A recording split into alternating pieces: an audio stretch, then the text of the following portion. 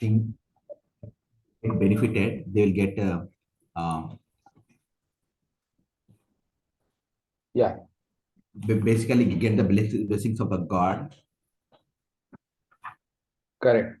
So he also talked about the various qualities that Parikshit Maharaj will possess, right? And he equated those qualities with certain personalities who were born previously and who possessed those great qualities, right? So in case of archery, he equated him with Arjun, and in terms of being able to maintain Should the I tell? people. Sorry. Should I tell? Yes, yes, please, please. He said that the Parikshit will be copy of King Ishwaku, Hmm. who was son of Manu, as far as following the Brahminical principles are concerned. Then he will be like Rama, so far as dharma is concerned. And Yeah, he will be like Sibi when a charity is concerned, King Sibi, something like that. yeah, And he will be Arjun as so far as archery is concerned. correct, correct. So all this was And being another one thing was he was Vishnu Rath. His name was also known as he was since he was saved by Vishnu, he was Vishnu Rath also. correct, correct. So last week, sorry, Prabhu, you were saying something? Yeah, so they referred over here Mahabhagavata, Madhyamadikari, and Kanishtadikari. Correct. So they were giving the qualities of those people. Yes, correct. So last week we had to basically jump a few verses because internally what we do is we prepare a schedule for ourselves. So there will be one day where I will speak, one day Jai Govind Prabhu will speak, one day our Radhapat Pankaj Prabhu or Krishna Swarup Prabhu will speak. And we allocate our verses also accordingly so that we get sufficient time for preparation. So previous to previous Saturday, we have the Vyas Puja of our Guru Maharaj.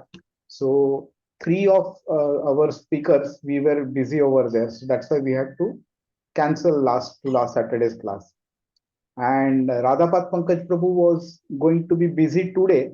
That's why he said, then let me take my class as per my day itself and my verses only.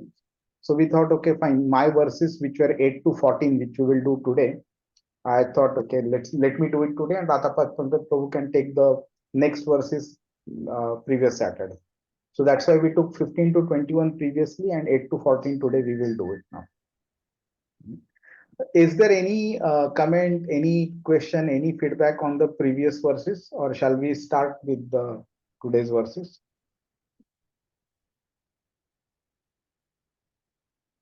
No. It's okay to start probably. Okay, great, fine.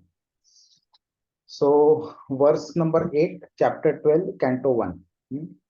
अंगुष्टमात्रममलं स्फुरत्पुरटमौलिनम् अपि व्यदर्शनं श्यामं तडिद्वाससम् अच्युतम्.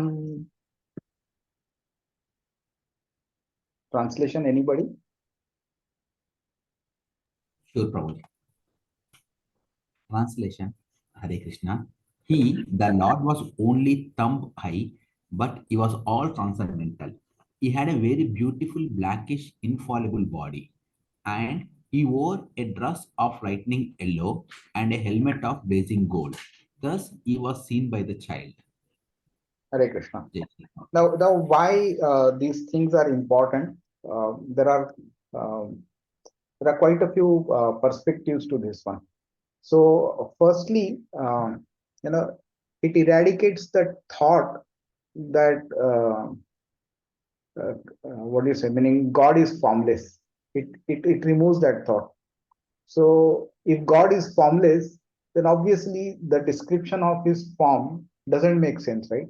But the fact is, if God has been described, it also means that God has a form. And if God has a form, then obviously he will be described along with his external characteristics also, which means how does he look?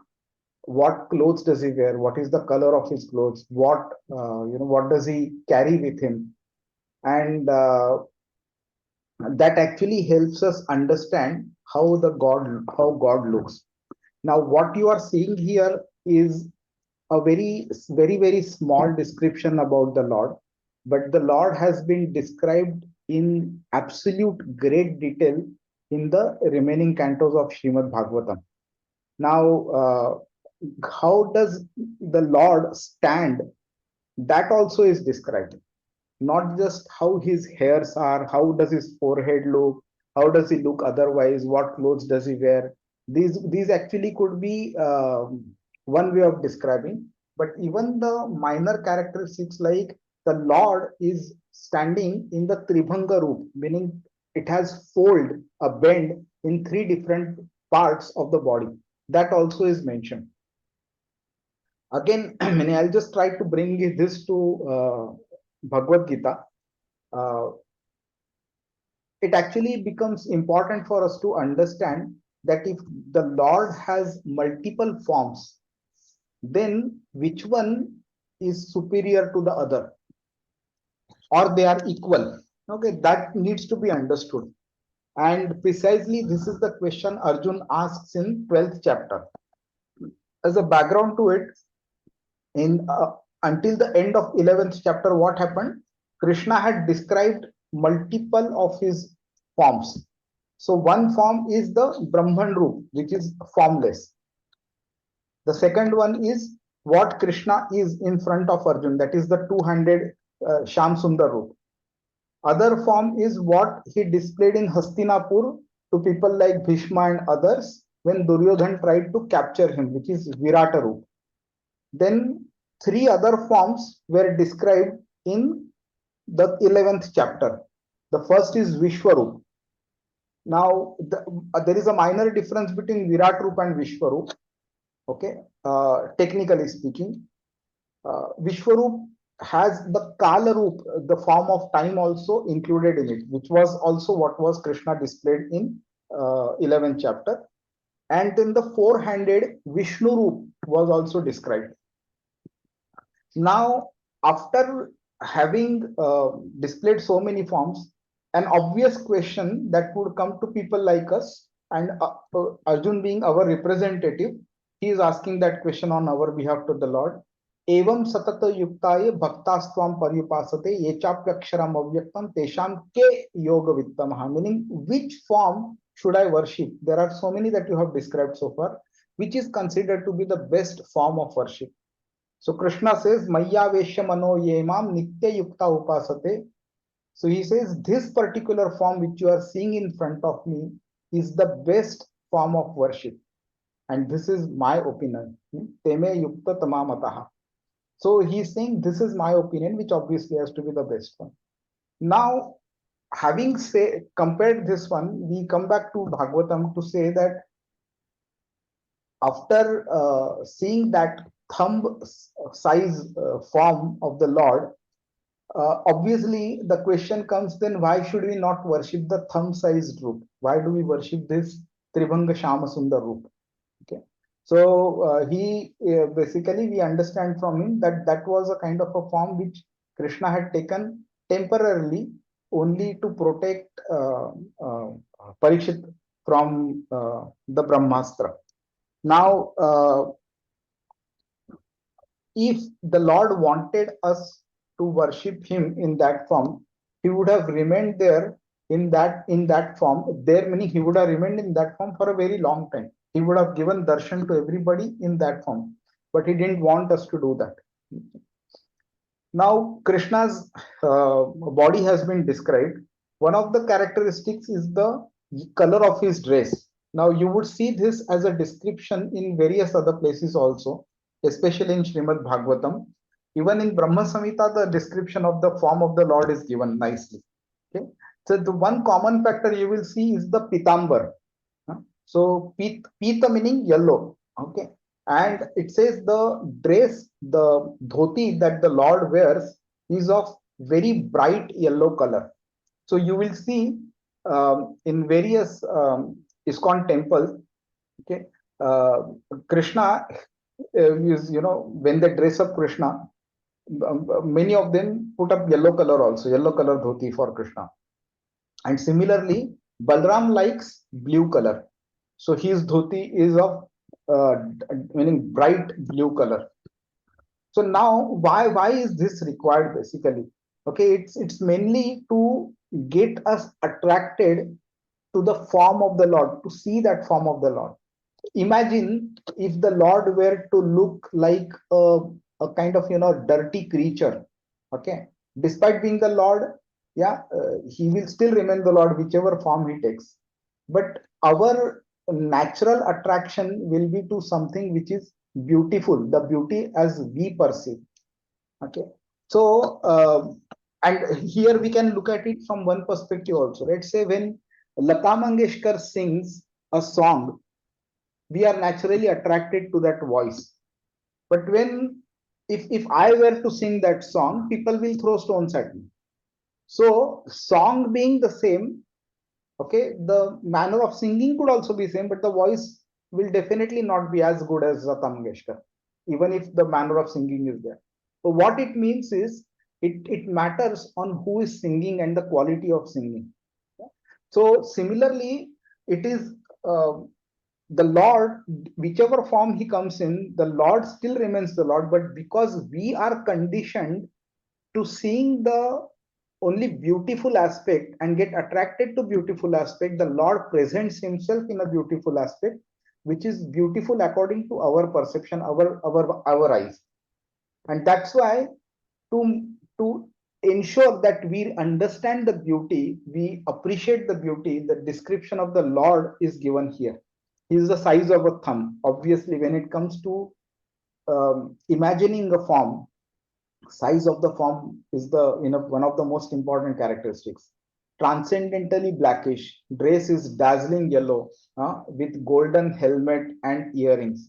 So this matters actually, wherein when we have to imagine the Lord, how he would look, these characteristics matter. And thus he was seen by the child. And why this becomes important is he remembers this form of the Lord forever his life. Another meaning of Parikshit is basically one who is in constantly search of. Okay, and who was he in search of? He was in search of that person who protected him inside the womb of his mother. So he was, after coming out also, he was constantly in search of Krishna. He was constantly in search of the person who protected him inside the womb of Uttara. And that is where basically Krishna presented him in different forms. Now, one question automatically comes up, and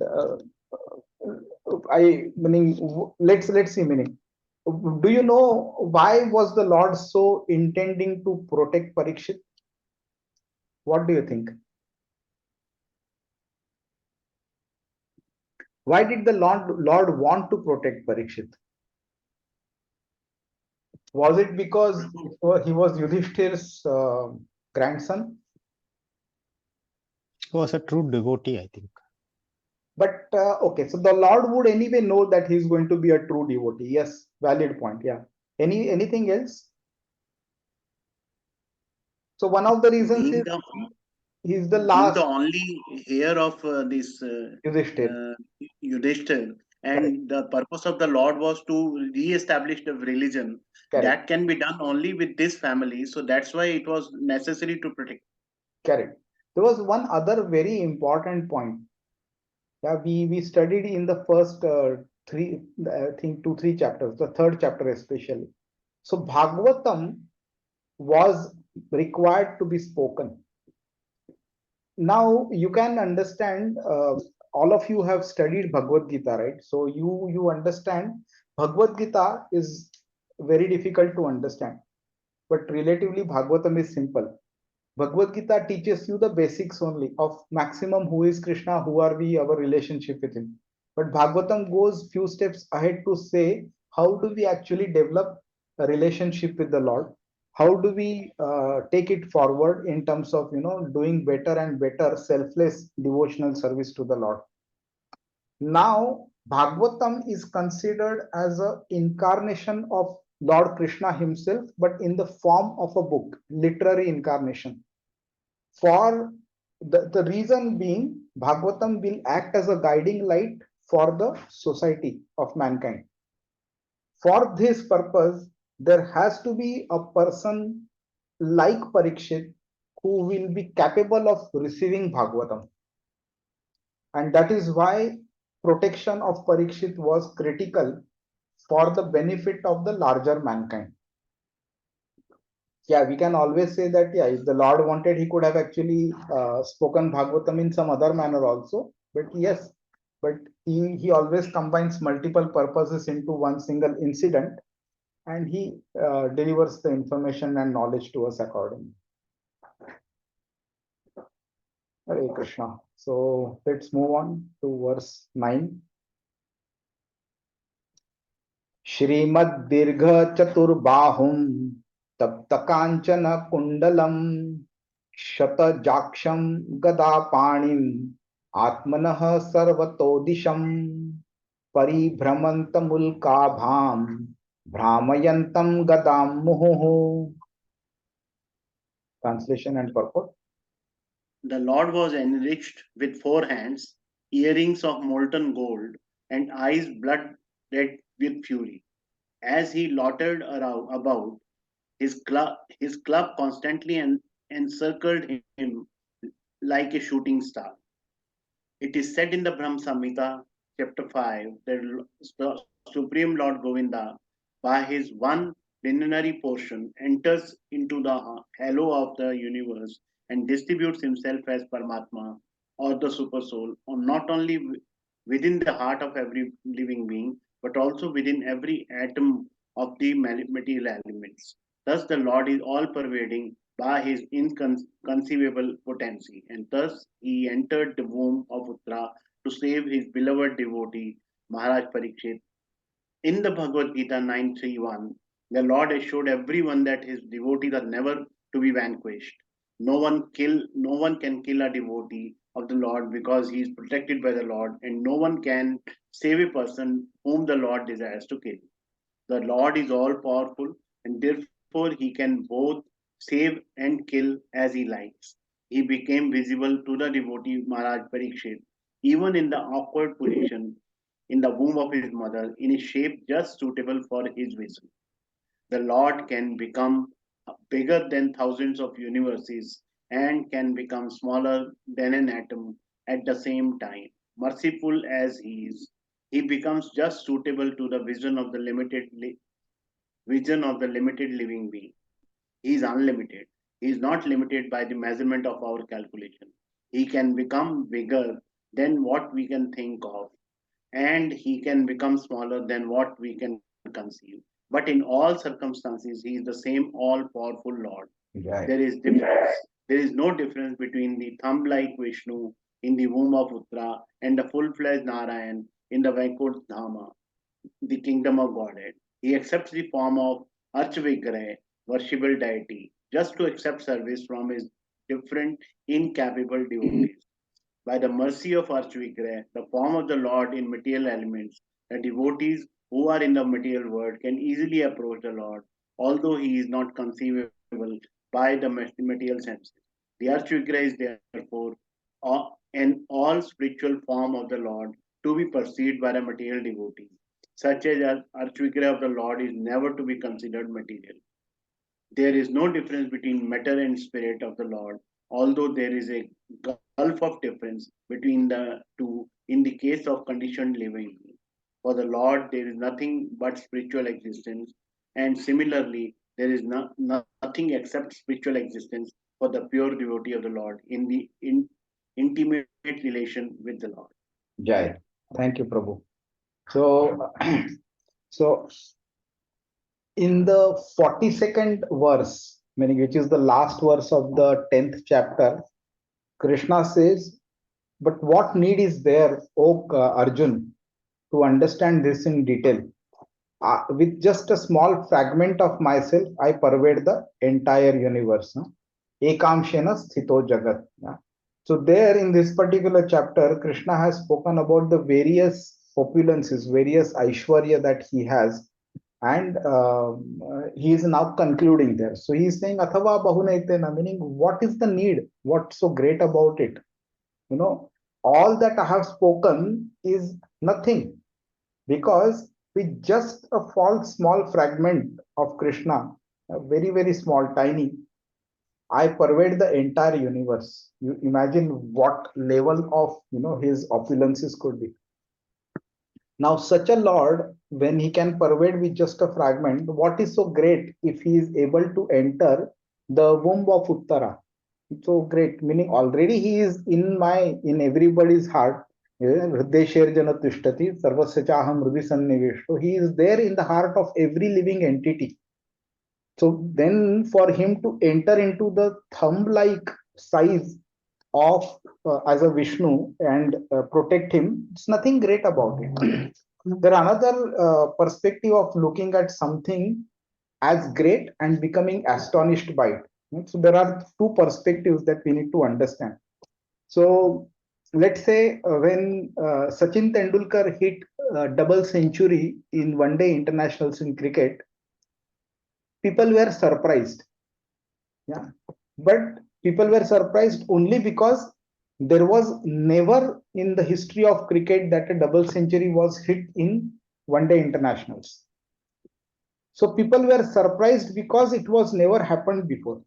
But people were not surprised because Sachin Tendulkar hit that century, that double century. What it means is they believed, everyone believed that Sachin Tendulkar has the capability. So the question of disbelief was not because based on the capability of Tendulkar, but because it has never happened in time before. Now, if let's say hundreds and thousands of cricketers have scored a double century, but let's say if I go to one day international match and I score a double century, people will be surprised not because a double century has been hit, but a double century has been hit by a person like Sachin Raje, who has never played cricket in his life. So, or never played an international cricket in his life. So the doubt, disbelief is on my capability, not on the occurrence of that event, right? So similarly, when the Lord does something, okay, there are two types of people who, when we talk about disbelief or who express disbelief. The first type of people is the devotees who, it's not more of disbelief, it is more about surprise. It is more about, wow, the Lord has done this also. My goodness, I never imagined the Lord, meaning such thing for this to happen. When the Lord becomes a thumb like, oh, this can also happen. I never imagined that such thing like this can happen. And then there is a second category of people who said, ha, this cannot happen. Why? Because they do not consider Krishna to be Lord, and they do not consider that Krishna can perform such thing. So now this kind of disbelief is more oriented towards being a Nastik, or at least not being astic towards Krishna, being a devotee of Krishna or being a believer of Krishna. So such people will be, display disbelief from the perspective of that Krishna cannot do it, whether it can happen or not. But here, the surprise element is thumb-like form entering into the womb of Uttara was not conceived by anybody. That is why that surprise element is there more than a disbelief. Now, today itself in Srimad Bhagavatam class, coincidentally, we had this verse where I was able to speak, where that term came Narayananga Samsparsha. So the situation was such that Devki Mata, the 6 sons which Kamsa had killed, Krishna and Balram, they go to the Sutal Lok, one of the hellish planets, where Bali Maharaj is residing right now. And they bring back all these 6 sons from him and gift it to Devki Mata.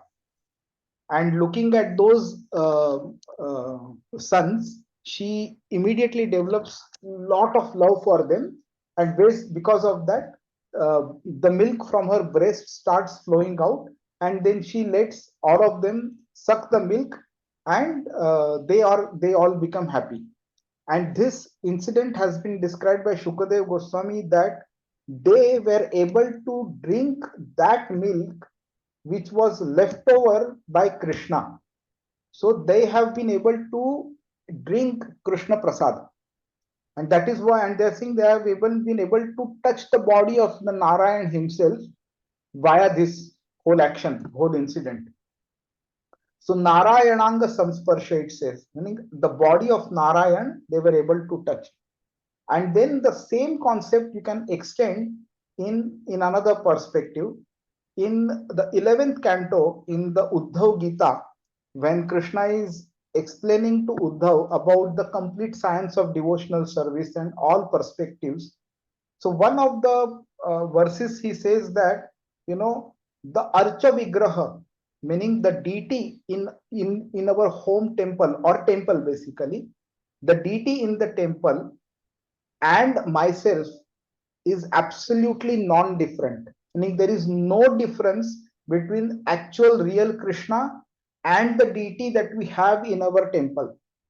There is absolutely no difference. So when you touch the deity in your temple, you are actually touching the physical body of the real Krishna. And this is what Krishna says. And that is why deity worship has been given an extraordinary importance in Sanatan Dharma. Because you are actually touching the body of the Lord, you are actually worshipping. When you offer bhoga to him, you are actually giving it to him to eat. You are feeding it to him. And depending on your love and devotion, then he accepts it. So now, when he accepts it and when you are able to eat that prasad, the reaction or the outcome of it is not different from what, meaning what the six sons of Devaki received as a benefit and what we receive as a benefit. So the six sons of Devaki were able to go to Vaikuntha Dham uh, after meaning doing namaskar and to Govinda, meaning Krishna and Balram and Vasudeva and Devaki, and this is the benefit that we will also get. So that is why you see any and every action which was there in our Sanatan Dharma has had a direct link with some spiritual benefit. So it may sound to be some material action, or it may even sound to be some kind of, a kind of a blind faith, but actually it carries a lot of in-depth, much deeper meaning is there. When we offer bhoga to the Lord, sometimes it is just a frame, a photo. It is not even a deity, but still the Lord accepts it because he is not dependent on the physical medium of earth, water, air, fire, ether to be able to consume the bhoga that you have given. He can consume it in absolutely any manner. So, Anganiyasya Sakalendriya Vrittimanti, one of the verses in Brahma Samhita says that he is capable of performing any action by any of his senses. So we need eyes to see. If we don't have eyes, we can't see. Can we smell by our eyes? We cannot. So if I don't have eyes, I will not be able to see. But if Krishna wants to see, he can see with his eyes, we can see with his ears, he can see with his nose, he can see with his hand also. So when he wants to eat the bhoga offered by you, he doesn't need to physically come and sit if in front of the plate and then eat it. He can just by looking at it, he will be able to consume the bhoga. So to think that the Lord, because he is not in the form of a deity, okay, he will not be able to eat is a kind of an immature thought process. There was an incident where I forgot, maybe I think Krishna Swarup is also there in the session right now. Maybe he would know. So there was this Brahman who was kind of, not so very opulent. He didn't have enough money, but he was very much willing to offer a bhoga to Vishnu, Krishna on a regular basis. So he used to do manas preparation, which means he used to prepare all these bhoga items with his mind, and mentally There is no physical presence of that bhoga item. Mentally, he used to offer it to Vishnu. And one day Lakshmi Mata also asked her, how is he? Why is he so stingy? Why is he not preparing actually for something for it? But Vishnu said, no, I'm fine with it. I'm happy because he is doing it in a very loving manner. One day he prepares kheer, and he offers it to the Lord. But just about when he's about to offer, he thinks that the kheer may be a bit too hot, and that's why he wanted to see how hot it is. And then he mentally he he thinks that he's actually putting his thumb or finger into that bowl to check the temperature, and he then realizes that the kheer is actually very hot and his finger was burnt, and he immediately takes out the finger. And then Vishnu and Lakshmi are there watching this one, and then they last start laughing. And then the Lord comes in front of him. And meaning actually, physically, he was not doing anything. He was not, spending a single rupee to buy the ingredients and then cook it and offer to the Lord. He was doing everything mentally. But the Lord is so merciful, by looking at your characteristics of love and devotion, he accepts it. So if he can accept your mental preparation, he can accept your physical preparation also. And if he can accept your physical preparation, he need not be dependent on the physical elements to be able to accept your physical preparation. He can accept it even mentally also. So that's why he can perform any activity by any of his senses. So that's why Archa Vigraha in your home or the temple should be considered as absolutely no different from the real Krishna. So now if real Krishna were to come in front of me, how would I behave? Is the same way I should behave when the murti of Krishna is also there in front of me. And we can take a small example. Let's say, who could be the most influential person according to you right now? Let's say Narendra Modi, or let's say Joe Biden for some people, or say let's say Amitabh Bachchan, or whoever it is. Yeah?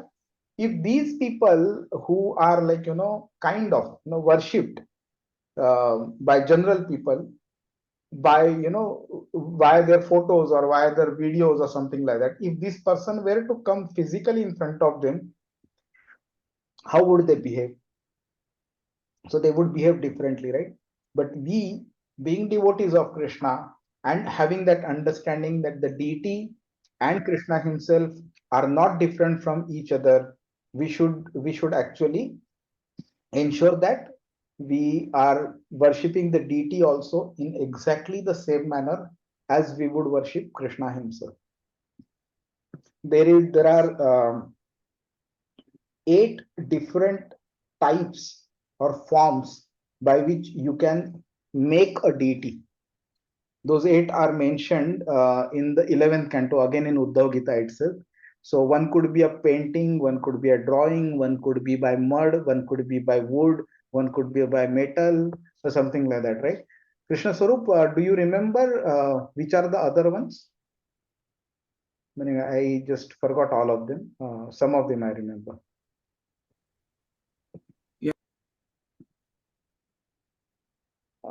I am sorry, by mistake I clicked on the mute button, Krishna Swarup. If you don't mind unmuting yourself. No, it's okay. So yeah, all the metals that we talk about, dhatu, Yeah. then it talks about paintings and drawings, as you mentioned. I think The metals, wood, there are, yeah, wood is also there. wood is also there. Wood is also there. Stone is there. Yeah, thank you. Stone is there, and within metals, then you have all the dhatus that are there. So Yeah, that constitute the 8. Thank you. So, meaning all these, the science of deity worship in itself is a big topic, but to a great extent, it has been explained in various shastra, like 11th canto, it is there. And then there is another book called as Narad Bhakti Sutra. And then there is a Pancharatra Vidhi also. Even there also it has been mentioned. Hare Krishna. Any question around this one? Shall we move on? Yes, Prabhu. There is in the verse itself, it is written, as he loitered about, his club constantly encircled him like a shooting star. What exactly? So club meaning, so Vishnu, whenever he appears, he carries his four things always with him, minimum. Then there are other things also, but four are the Shankha, Chakra, Gada, and Padma. So Shankha is Okay. Sudarshan Chakra. Sorry, Shankha is Shankha. Sorry, Chakra is Sudarshan Chakra. Gada Yeah, is the club, and Padma is the lotus flower. So then, because he was very angry with Ashwathama's behavior, and which we will see also, he further states that, and he's also mentioned that eyes blood red with fury, which confirms that he was angry. So in that anger, he must be circling his club so rapidly to ensure that the effect of Brahmastra does not happen on the child. and then Prabhu, one sentence is, by the mercy of the Archvigraha, the form of the Lord in material elements, the devotees who are in the material world can know. He accepts the form of Archvigraha just to accept service from his different incapable devotees. Yeah. Incapable means. So अभी क्या होता है प्रभु, let's say Krishna comes in his physical form in front of us. Okay, he is practically huge, right? Huge meaning in his original form. If you see, he must be very, very huge. It is said that in every breath of Mahavishnu, millions and millions of universes, when he inhales the breath, millions of universes enter into the pores of the skin of Mahavishnu. And when he exhales, millions of universes are let out. So you can imagine the size of the body of Mahavishnu, that he is able to take the universes inside himself. And Mahavishnu is considered to be a portion of the portion of Krishna. So how big Krishna would be? So if Krishna comes in, would you be practically be able to dress him up? Or would you be able to offer him? When the residents of Gokul or Vrindavan, I think, when this happened, right? When Govardhan Lila happened, the residents of the Vrindavan, they were offering preparations after preparations, huge quantity of preparations to Govardhan. And Krishna, in the form of Govardhan, was consuming continuously and constantly saying, Anior, meaning bring more, sort of. So at certain point of time, they were almost finished off with their preparations as well as the raw materials also. If Govardhan can eat so much, imagine what Mahavishnu can do and imagine what Krishna can do. You will never be able to serve them in the capacity that they would want us to serve. And that is the reason we cannot become bigger, our service cannot become, he becomes smaller for us. So when he comes in the small form of Gaurnitai or Radhisham or Jagannath Baldev Subhadra, then we can actually dress them up properly, do offer flowers and give abhishek and all that.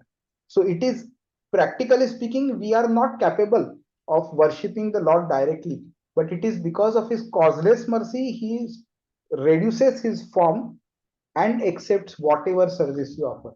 That is the point there. Thank you, Prabhu. Okay, so verse number 10. अस्त्र तेजः स्वगदया निहारम् इव गोपतिः विधमन्तं सन्निकर्षे पर्यैक्षत क इत्यसौ. Translation. Who's reading? Hare Krishna. The Lord was thus engaged in vanquishing the radiation of the Brahmastra, just as the sun evaporates a drop of dew. He was observed by the child who thought about who he was. So, thank you, Prabhu. Okay, I think meaning even this one doesn't have a purport. Now the point is, we were talking about the Lord being able to perform, unimaginable activities, right? So one of the thing is we get surprised, but there is one chapter in the 10th canto where Balaram kills this gorilla named as Dvivida. There's a big history of that. I'll not go into it. But when Dvivida Gorilla was fighting and then he was killed by Balram, Shukadev Goswami mentioned one verse. In one of the verses, he mentioned that this is not at all surprising because the Lord is capable of unlimited activities and unlimited proportion of activities. So what happens is, because we are conditioned by based on what we see, and based on that we imagine something. So when a weapon of the size of Brahmastra is thrown, and it has the capability of destructing the whole universe, then we think that today there is absolutely nothing which can stop such a weapon. But we again don't realize that the Lord is capable of even much more than that. So when the Lord becomes, comes in front of Brahmastra, knowing obviously, we also understand that the Brahmastra can do nothing to the Lord, but we become surprised that the Lord has been able to counter the Brahmastra. And that effect is because we think Brahmastra is huge. Okay, and that is something which cannot be countered at all. It is not that we disbelieve the capability of the Lord, but for us we become overwhelmed by the capability of Brahmastra. And for the Lord, that Brahmastra, what is the proportion of that capability of Brahmastra compared to the capability of the Lord? That comparison is expressed via this fact that the sun evaporates a drop of dew. Drop of dew, not even drop of proper water. A drop of water would be bigger than a drop of dew. What is it for a sun? The sun can evaporate the complete water. It is said that Earth contains 71% water. The sun has the capability to, evaporate the whole water of the Earth body. What for him, what great it is to evaporate a drop of dew. That is the comparison made between the Lord, countering Brahmastra. What is so great about it? So when we say that the Lord is unlimited, that means the Lord can perform any action which cannot be limited by our imagination also. So the Lord is unlimited in absolute real sense, at capability wise as well as imagination wise also. And to be able to give that example, some kind of quantification, this point of sun evaporating a drop of dew is mentioned. It is not required for people like Shukadev Goswami, because they have already reached that stage wherein they know that the Lord is beyond the imagination of anybody. But it is meant for people like us because we have not still reached that stage. And to be able to help us reach that stage, this comparison becomes important, becomes useful. And he was observed by the child who thought about who he was. Okay, and we will see that subsequently, that he continuously searches for the Lord because he has been able to see the Lord. So we'll see the next verse. Vidhi vidhuya tadame atma bhagwan dharma vibhu mishato dashamasasya tatraivantar dadhe harihi. While thus being observed by the child, the Supreme Lord, personality of the Godhead, the super soul of everyone, and the protector of the writers, who stretches in all directions and who is unlimited by time and space, disappeared at once. Child Parikshit was not observing a living being, who is limited by time and space.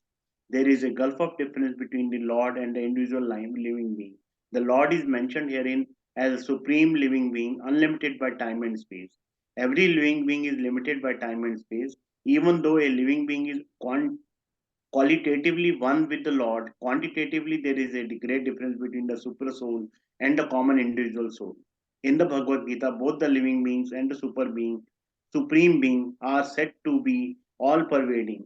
Yena sarvam idam tatam. Yet there is a difference between these two kinds of all-pervasiveness. A common living being or soul can be all-pervading within his own limited body, and but the supreme living being is all-pervading in all space and all time. A common living being cannot extend its influence over another common living being by its pervasiveness.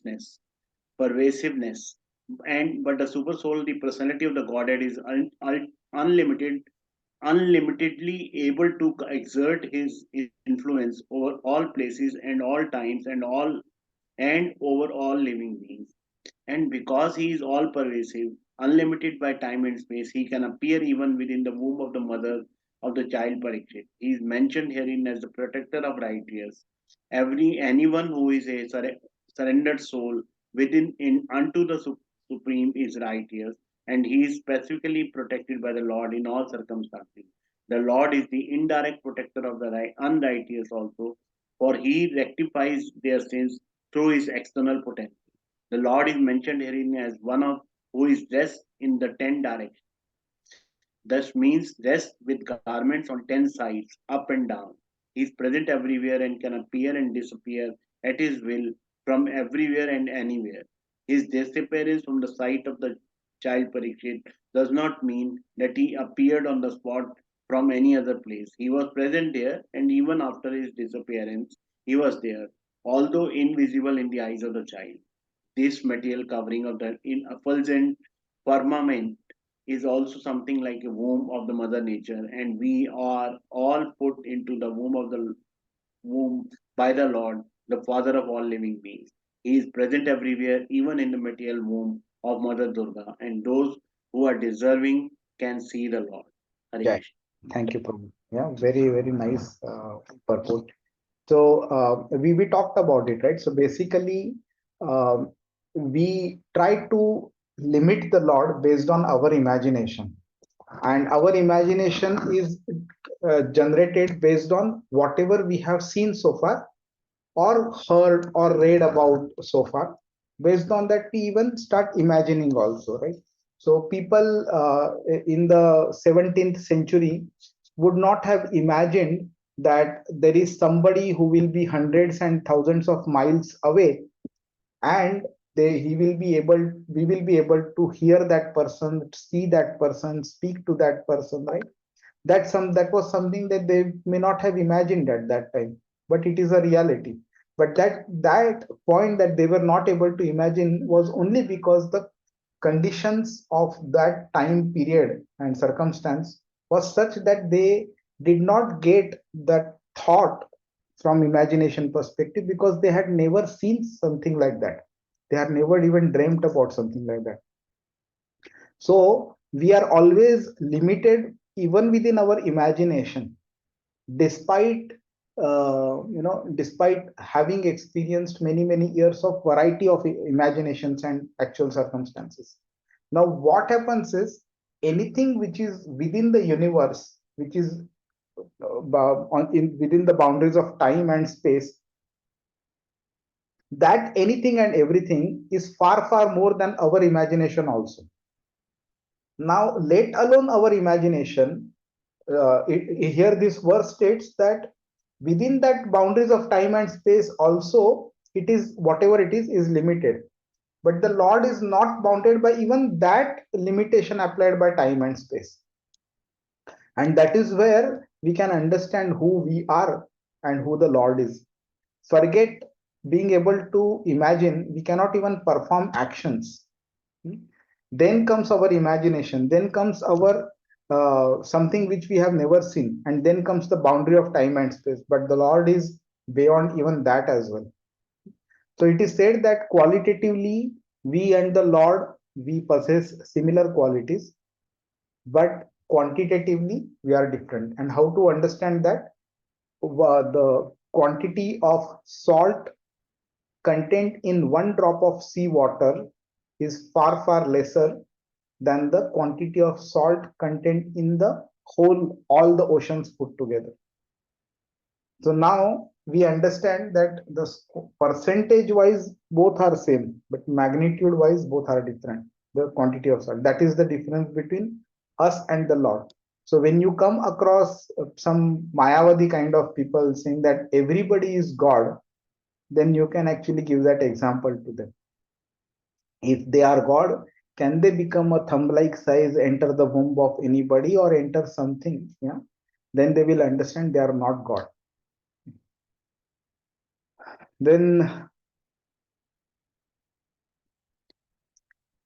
the do you know which are those 10 directions? Anybody knows? Which are the 10 directions? Means you are saying east, west, north, south, and Yeah, that they are four. four. Six And more are there, right? Ishanya, Vayuvya, Yeah, correct. and Agneya. And there's one then more. upwards and downwards. Yeah, exactly. So four straight, behind, left, right, diagonal four, and up and down. Every direction has a kind of a protector or a deity or a demigod, which is actually the owner of it, and it controls that direction. So that's why when puja is being performed, all the deities who are the owners of these 10 directions, they are also invited, and puja is performed for them also, so that they will also be satisfied with what we are performing. Uh, there's another point about being invisible and disappearing. Yeah? So somebody who goes away from our eyesight, and we see that he has been, and we can see his presence diminishing, meaning gradually we see him going. We can say that he has now disappeared. Yeah, but suddenly somebody is there and suddenly he goes away from our eyesight. We say that he has become invisible. So the Lord is present in each and every atom of the whole material universes, all universes, and the whole of the material energy, each and everything. So to say that the Lord doesn't exist in a particular place is to say that the is to see something like the air doesn't exist because I cannot see it. But it is very much clarified here that the Lord is constantly present anywhere and everywhere. It is just that we are not able to see the Lord, and we are not able to see because we are not capable of seeing the Lord. Not that the Lord is not capable in coming in front of us. We are not capable of reaching a person like Narendra Modi right now. Yeah, we will not be allowed to. But that doesn't mean Narendra Modi is not capable of coming in front of us. Or it doesn't mean that Narendra Modi doesn't exist. Narendra Modi has disappeared just because he's invisible to us right now. So that's the point. That's the difference between disappearing and being invisible. There is one verse in third chapter wherein the covering of a living entity based on the three modes of material nature is expressed. Yatholbe navruto garbhas tatha tene damavrutam. I forgot the verse number. Krishna Sarup, do you remember that verse number? I forgot. Third chapter.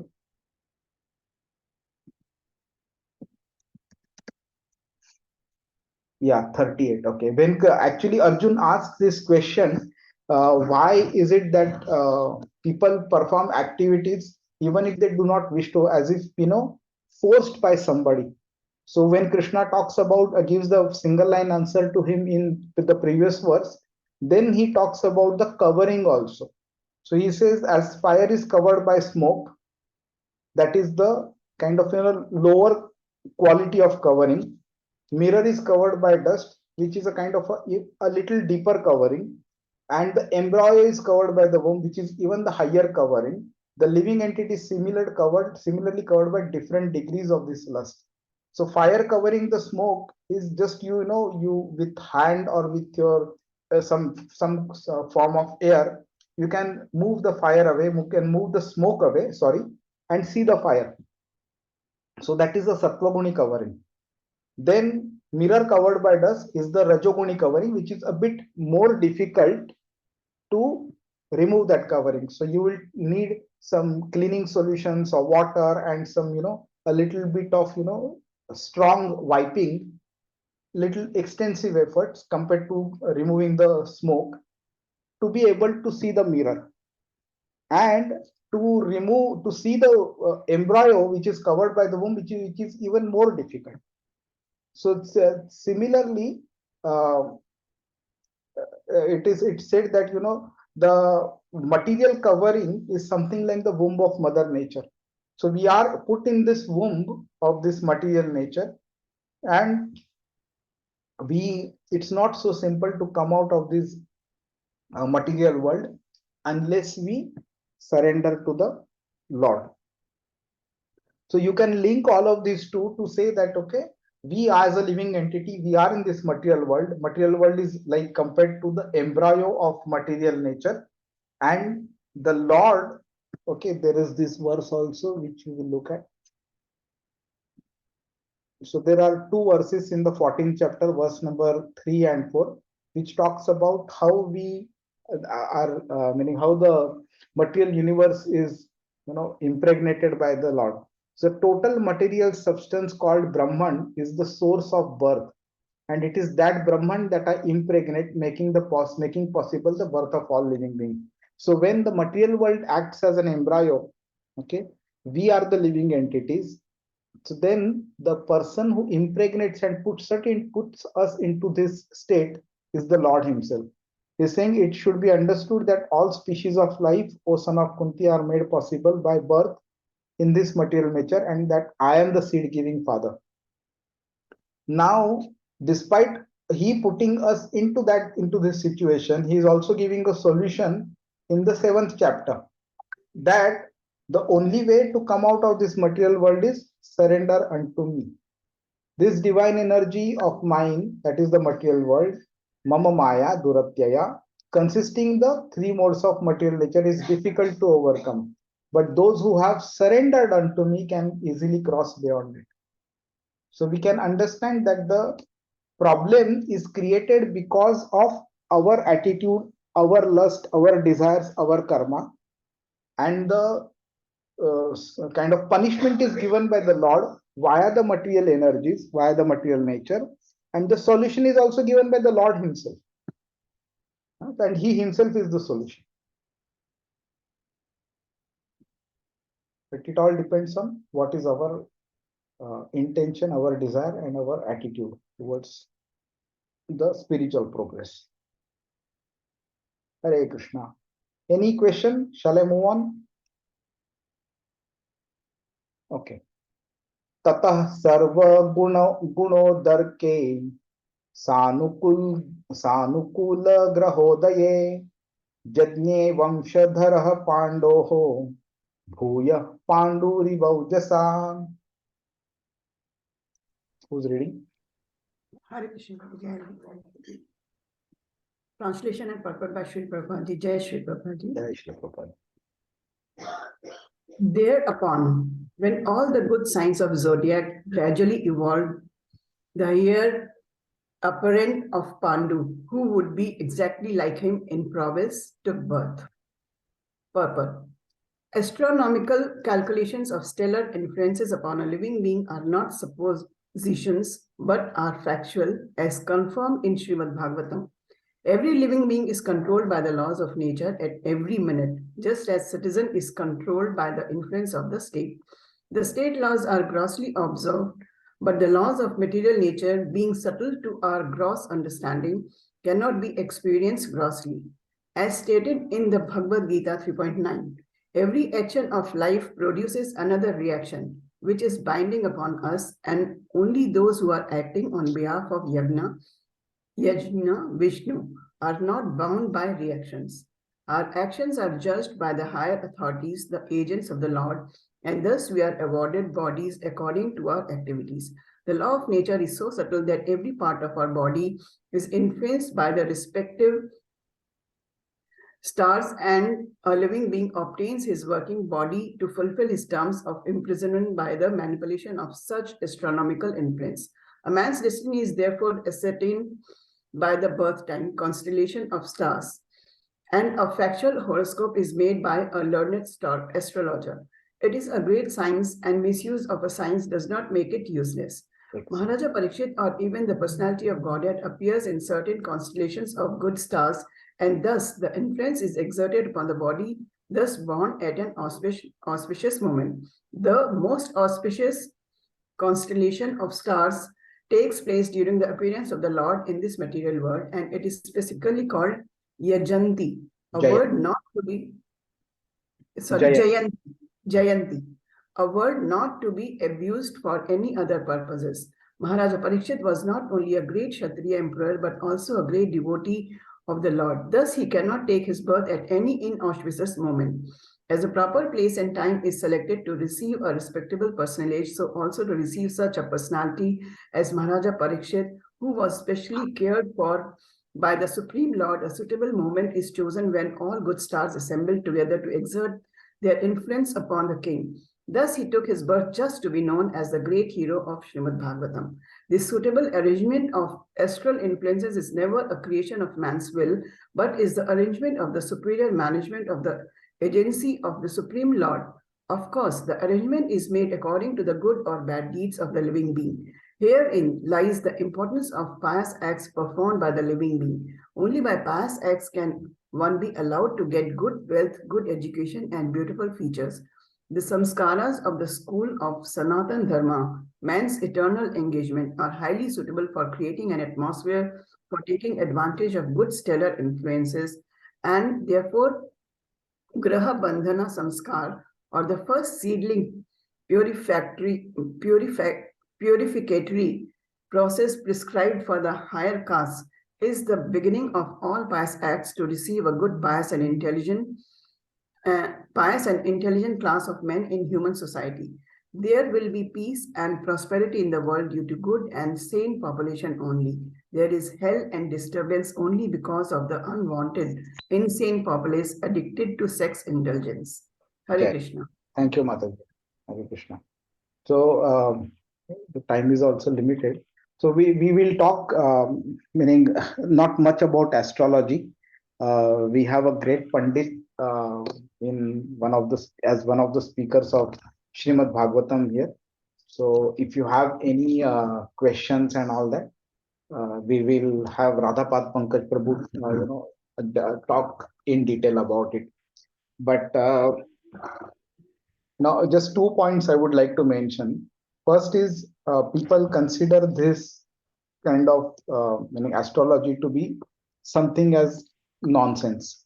Okay, so one of the factors is because today we see people who don't have proper knowledge about astrology, but because it helps them make a good quantity of money, they also come into business.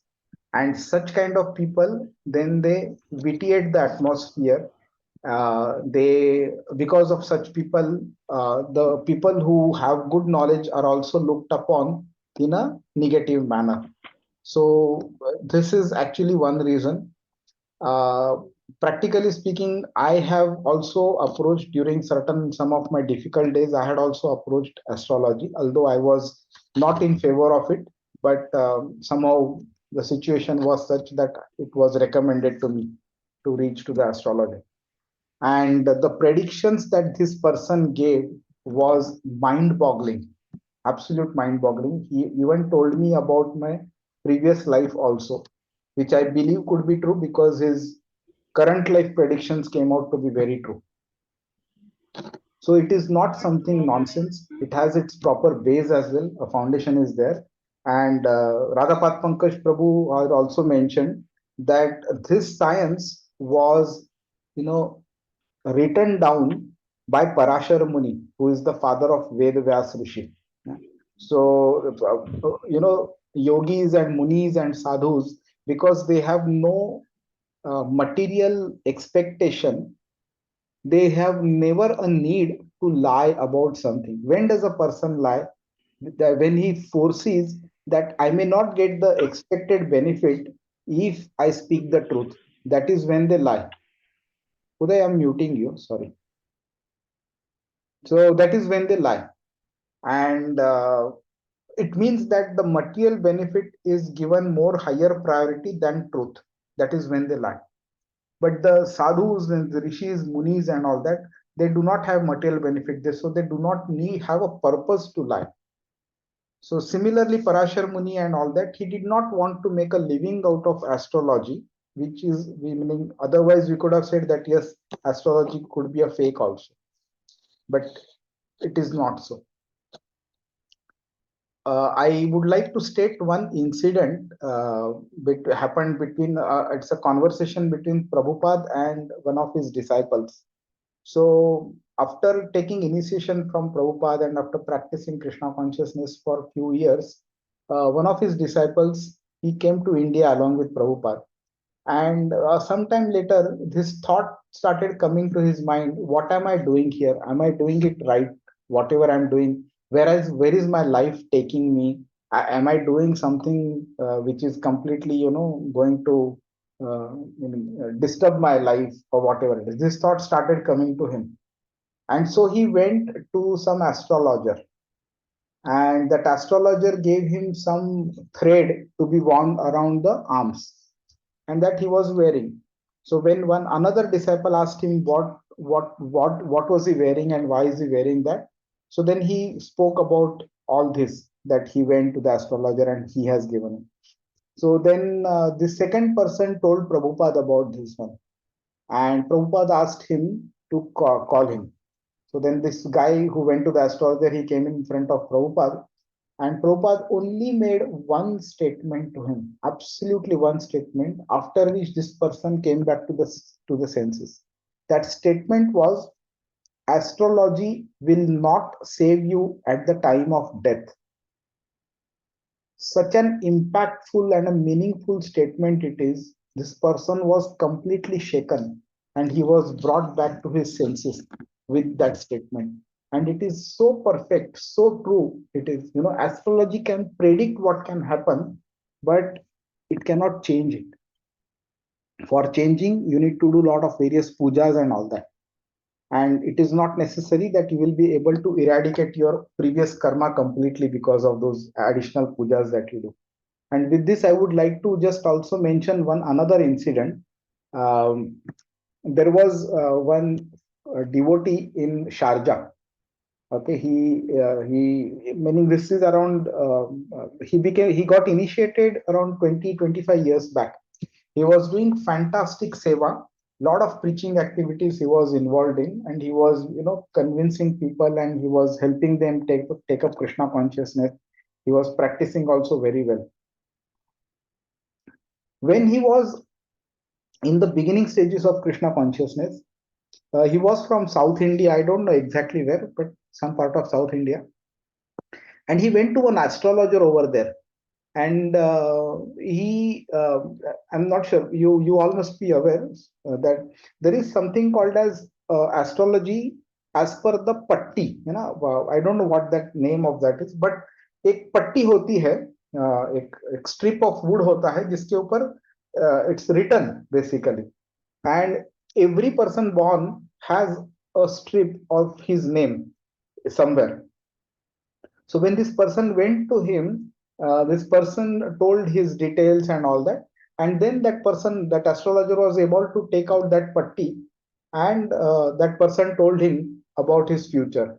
He said various things he must have said, but the prominent one which is relevant to our discussion here is, he said, in the next life you will be born in Andhra Pradesh in so and so village as so and so person. So while other things were discussed, then he came back to Sharda and he continued his practicing of Krishna consciousness. Quite a few years passed, and somehow it struck him again that we should go to that astrologer again. I don't know why he felt that. So he went to that astrologer again after maybe a decade or 15 years or whatever it is. And then that same astrologer he went to, that astrologer was not able to find the patti of his name. Imagine that same thing which he was able to find few years back. That astrologer was not able to find one patti of his name. And then finally said, maybe you will not take a birth again. So this is your last life. So you can see whatever was predicted for him was changed. let alone of this life, something like a rebirth was changed only because he was practicing Krishna consciousness. And it practically happened so also. One morning, he was he finished off his morning deity worship and everything, and he was chanting in front of by sitting in front of Krishna. And then, while chanting itself, he passed away. Such an auspicious, such a perfect method of passing away. We cannot even doubt that he would have gone to Krishna. So superb. So this is what the limited scope of astrology is. Why? Because Krishna controls the planets also, their positions and their influence. Let just alone the science. So Krishna controls everything. So the point is not about what is written in our fate. Point is how we are serving Krishna, how is he impressed with us, and how are we improving in our bhakti, in our devotional service. That is actually the bigger point to be understood here. There's this word Jayanti which comes here. Prabhupada's purports are strong. One has to develop that level of maturity to be able to understand the deeper meaning behind these statements. So Prabhupada is saying that Jayanti is not to be abused. Okay, what does it mean? Meaning Jayanti is actually applicable for saintly people only. But today, what happens? Anybody and everybody who is born, however that person is, the word Jayanti is used again, those people also. So imagine Mahatma Gandhi Jayanti, Pandit Jawaharlal Nehru Jayanti. Such people also are being talked about as Jayanti, which is actually the abuse of the word Jayanti. So that is what Prabhupada is writing here. Hare Krishna. We'll move on. Time is a bit less, 2 verses more. Tasya pritamana raja viprairdhaumya कृपादिभिः जातकं कारयामास वाचयित्वा च mangalam. The purport is quite big. Maybe we'll skip the third paragraph. Who's reading? Yeah, Hare Krishna. Translation. King Yudhishthira, who was very satisfied with the birth of Maharaja Parikshit, had the purificatory process of birth performed, learned Brahmanas headed by Dhaumya and Krupa, recited auspicious hymns. Purport. There is a need for a good and intelligent class of Brahmanas who are expert in performing the purificatory process prescribed in the system of Varnashrama Dharma. Unless such purificatory processes are performed, there is no possibility of good population. And in the age of Kali, the population all over the world is Sudra quality of lower for want of this purificatory process. It is not possible, however, to revive the Vedic process of purification in this age for want of proper facilities and good Brahmanas. And there is a Pancharatrika Pancharatrika system also recommended for this age. The Pancharatrika system acts on the Sudra class of men, supposedly the population of the Kali Yuga, and it is the prescribed purificatory process suitable to the age and time.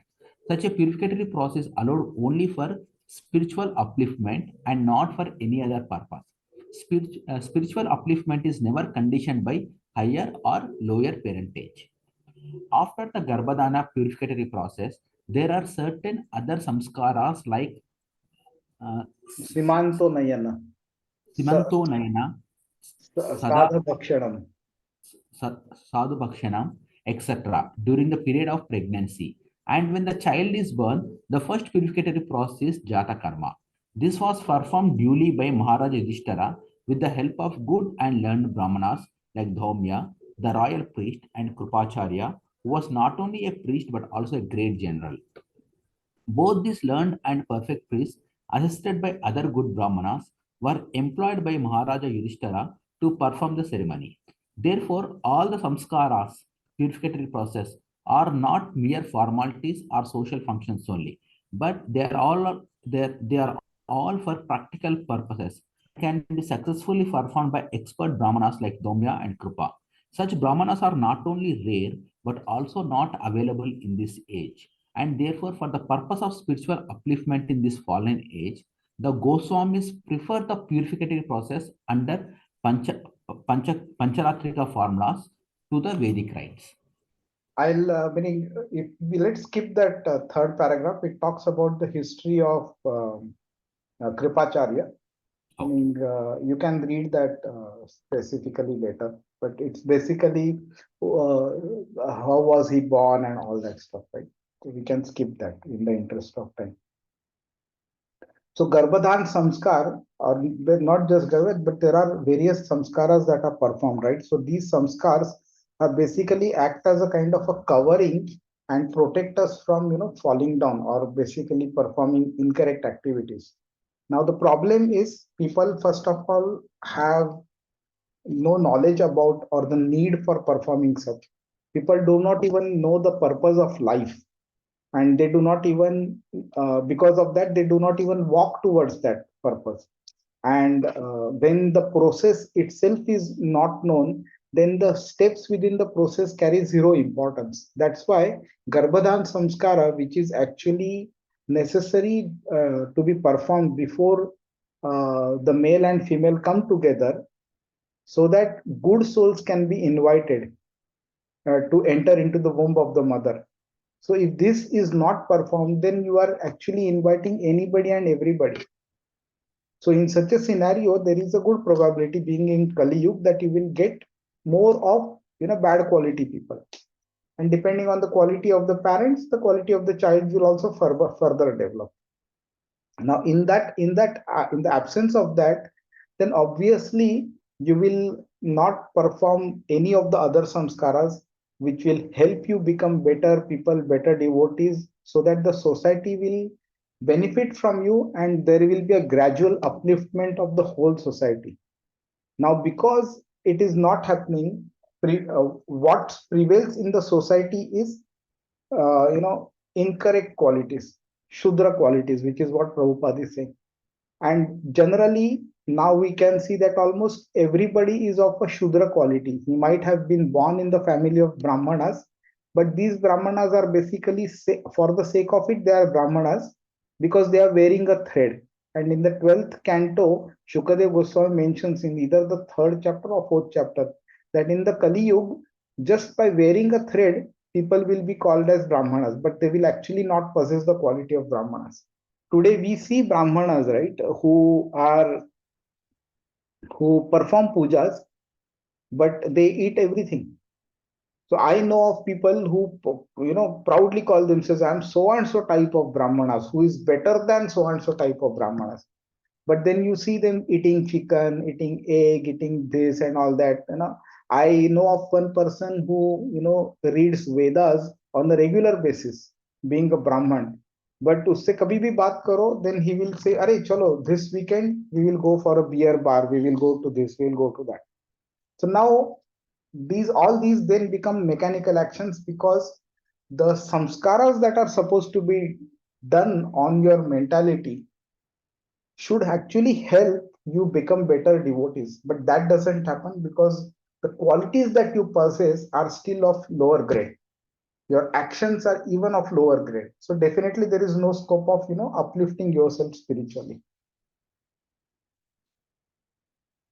Hare Krishna. Let's move on. The other point was, Brahmanas themselves are not present with better. Okay, Prabhu. Thank you so much for joining. Hare Krishna. Hare Krishna.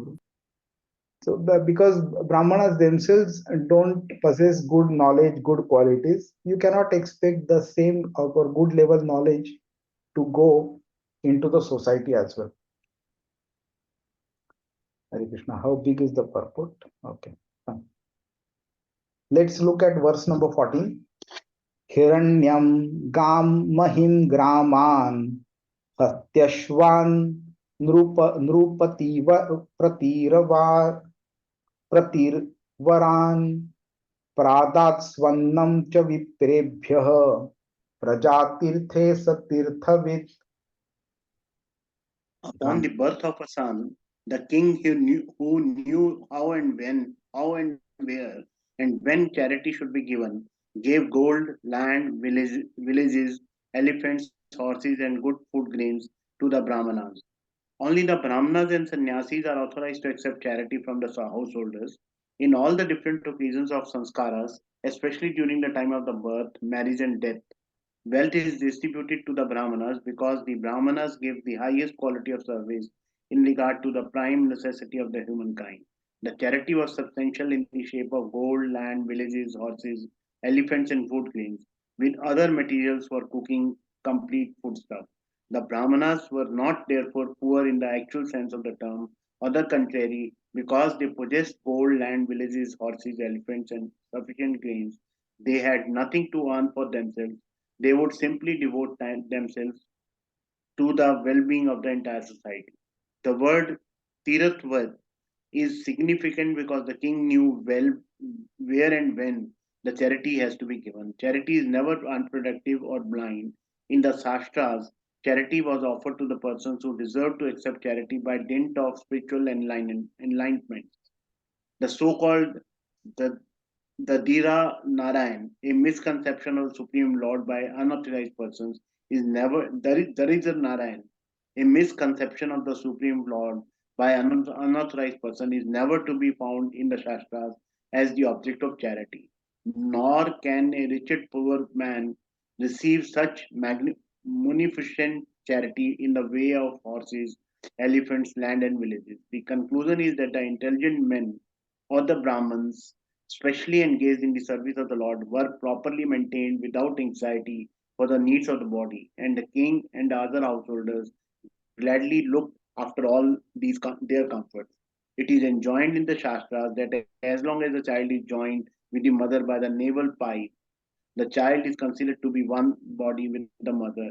But as soon as the pipe is cut and the child is separated from the mother, the purificatory process of Jat Karm is performed.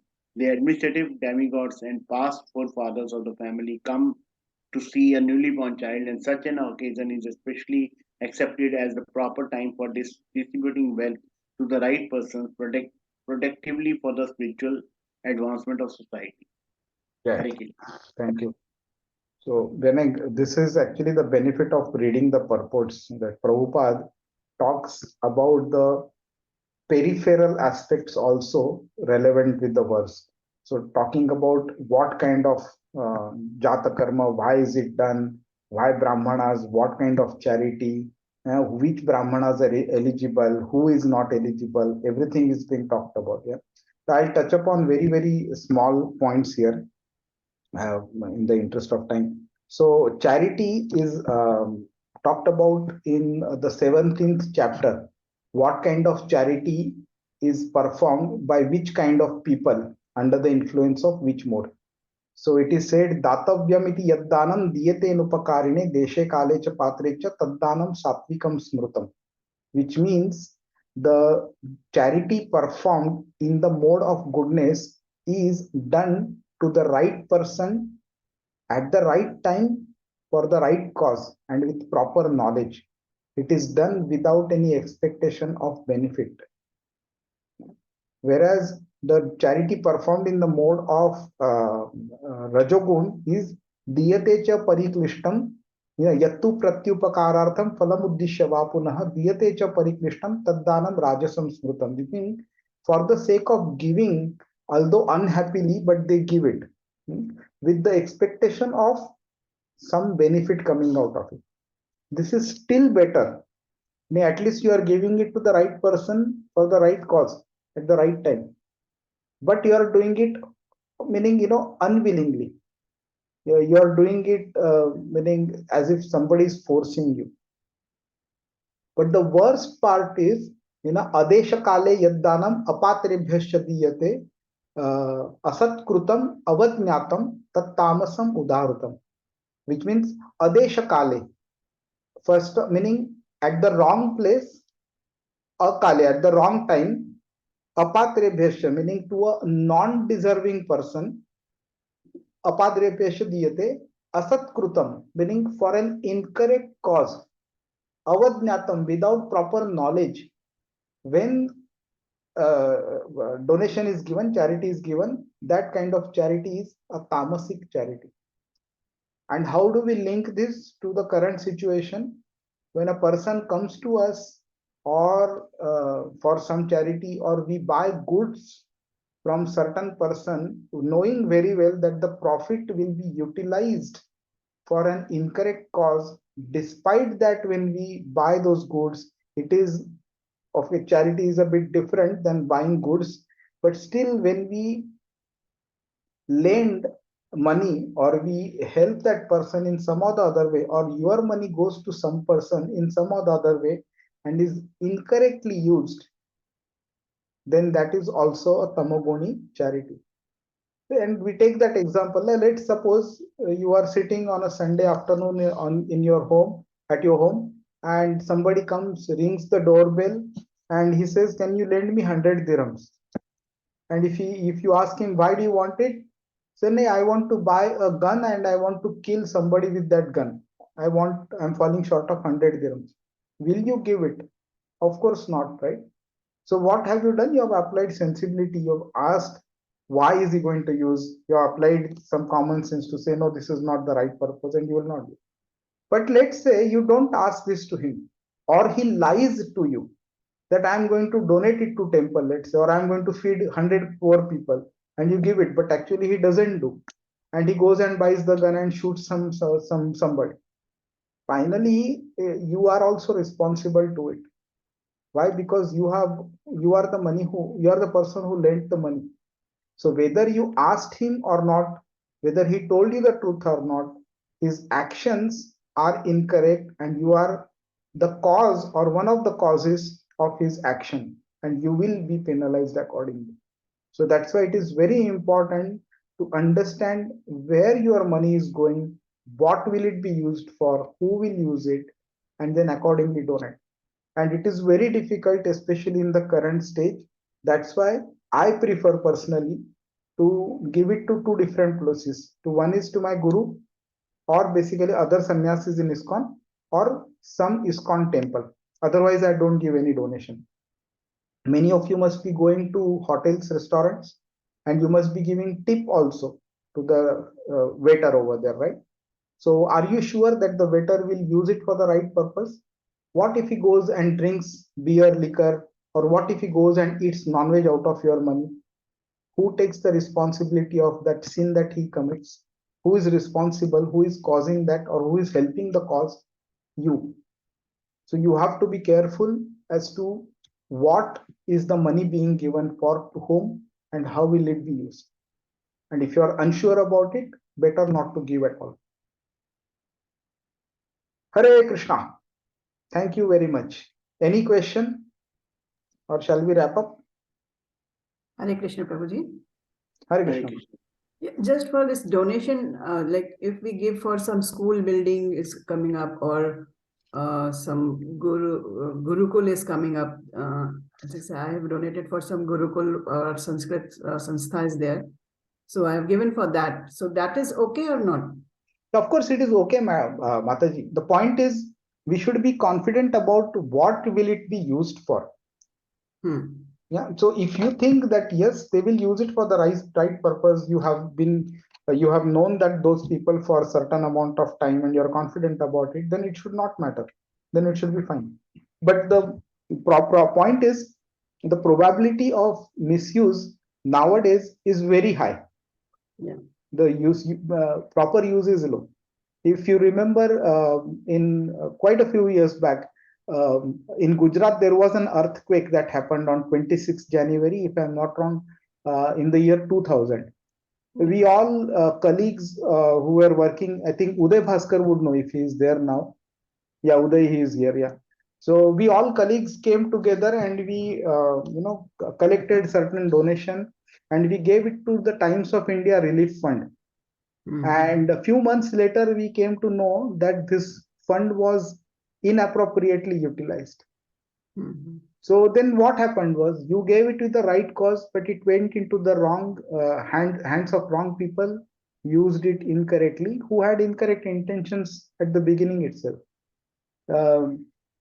And that's why, meaning then I decided, no, we better avoid giving donations to such people. Yeah. Meaning Unknown people we should not like. Yeah. meaning, see, there are three possibilities. You are giving it to the right people, you are confident about it. You are giving it to the wrong person, that also you are confident about it. And then there is this unknown category. So rather than trying to apply some probability on this unknown category, you better not give it. Sir. Yeah. Even nowadays we are seeing, meaning these are kind of news that are coming out, that when we go to Tirupati, we wholeheartedly donate over there. Yeah. But nowadays Tirupati temple is the meaning at the head of the committee over there is the CM of Andhra Pradesh himself, right? Mhm. And he is a Christian, and it is very well known to the people there that he is utilizing these funds to for conversion activities from Hindus to Christianity. Now these kind of activities when you are happening, then you have to think whether you should give it to the temple also or not. Correct. And when these kind of things are happening, definitely at a certain point of time this fund will actually have achieved its purpose. Probably hardly few Hindus will remain. At that point of time they will demolish the temple also. So what has happened? You have become a cause of the demolition of the temple. So these are like very important points, and this actually starts at a very basic level, very basic level. So that's why we need to be very confident that the person or the entity that I'm giving to this money, they will use it in the right manner. And if you have even a slight doubt, don't give. Yeah. Prabhuji, like the poor people we give, so instead of money, we can give some cloth or some Exactly. food. Exactly. So there are people who come to you, ask for, beggars also are there. I have personally witnessed incidents wherein we gave 1 rupee, 5 rupees to some beggar on one of the railway platform. He saw that at the money and he threw it on the railway tracks. And I asked him, Baba, why did you throw it? बोलते कि यार चार आने आठ आने को कौन पूछता है आजकल.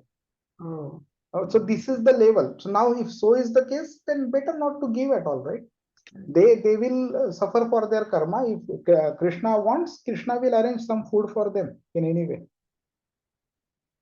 Meaning you just need to be cautious about it. Correct.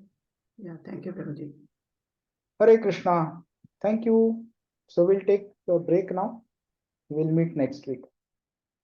Thank you so much. Hare The morning class also was very good, Prabhuji. Thank you so much.